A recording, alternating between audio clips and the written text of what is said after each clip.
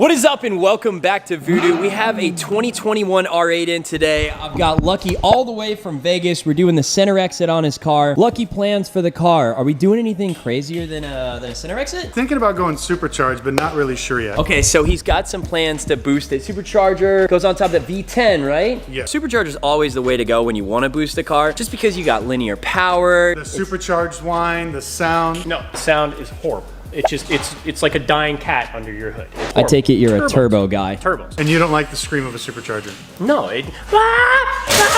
Our debate is going to be supercharger versus turbo, and not just on the R8 platform, kind of in general. Wait, what's that? What about NA? NA is a great option. Naturally aspirated? Nitrous assisted. Nitrous assist. There's always one of those guys.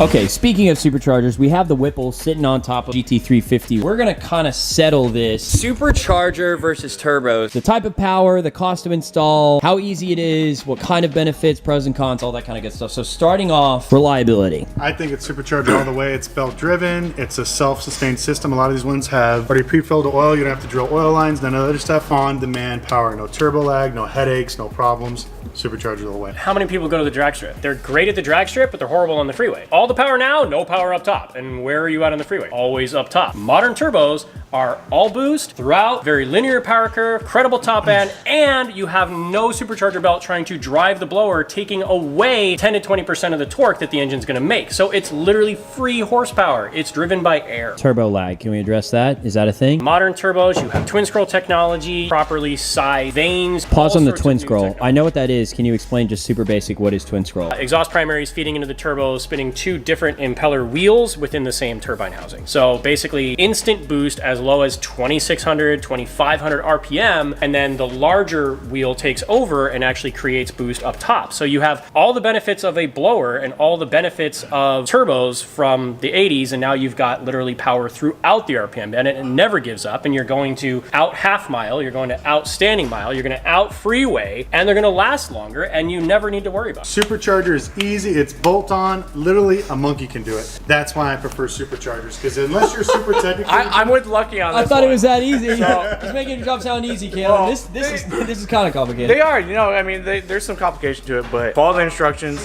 you can install one of these kits very easily. Whereas turbos, you are now dealing with oil lines, returns, scavenge pumps, computers. There's a reason that 90% of vehicles manufactured today use turbos. Turbos are great on a smaller displacement engine. You can make great power on a 3 liter, a 2.5 liter, whatever it is. But you Turbos could take are great, this at 800 wheel at 10 PSI. Yeah, you can take the blower off, put turbos on at 10 PSI, and make 10 to 20% more power without changing things. Okay, question though, because I've heard, especially with the GT350, some platforms, like American Muscle, do not like turbos, especially from an install perspective. So is there a platform We're where... not talking labor. We're not talking labor. Turbos are always gonna be more expensive to put on. Always. Half the time you gotta pull the damn engine. That's the reason these work, because for packaging, it's simple, it's easy, and it's cost effective. Less likely to grenade your motor. Supercharged, less likely to grenade your engine, but turbos make more power? Modern technology turbos, as long as you're not buying off eBay. Okay, so we did talk about complication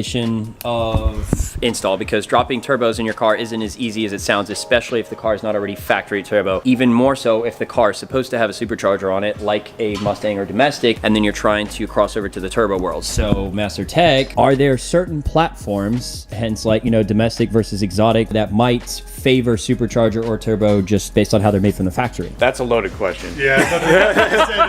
To me, the main thing is if you have a Mustang, Camaro, Dodge, you're not going to go find someone that makes a twin turbo kit ready off the shelf. On all those platforms, you can get a 50 state legal supercharger ready to go with a tune, plug and play essentially. Availability puts the supercharger a little more ahead than the turbos. I love turbos. They make awesome power, but they're a lot more complicated and it's a lot harder to find a kit that's good and functioning. If you want to boost your car, if you're in Lucky's shoes, no matter what platform you had, what questions do you need to ask yourself to decide, should I go turbo or should I go supercharger? First is budget. Also the space you're working with. If you're working with something like this, do you have enough space for turbos, intercoolers? The correct ones, because you don't want to be overheating. You can turn turbo this, but you're moving this, you're moving this, you're moving this, you're Yeah. moving this, you're moving this. 30 to 40 hours of labor to do it if Easily. you're lucky. Bang for the buck, Supercharger does win out on certain platforms. Turbochargers, when done properly, I'm gonna say twin turbo. Personal preference. Well, just what you're using it for. Like, I think superchargers are great if you have a lot of low end torque. If you don't, then obviously turbo is usually the way to go because you can manufacture torque. So that's why it seems like all American V8s have superchargers on them compared to the turbos. Just do